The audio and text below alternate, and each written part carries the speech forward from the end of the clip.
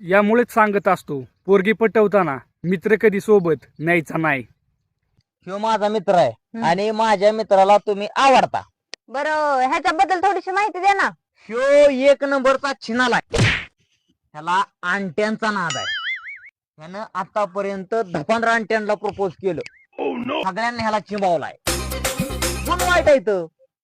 दुसरी गोष्ट, ह्यो एक नंबरचा गंजाड आहे. आतापर्यंत ह्यो ज्या बारला गेलाय त्या बारला ह्यानं उधारी केली. बर तिथंच पितो आणि तिथंच फळा कळलं ना.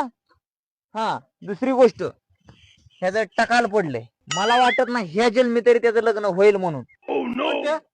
माझं लगीन जमवायला आहे का मोडा आलाय बघ.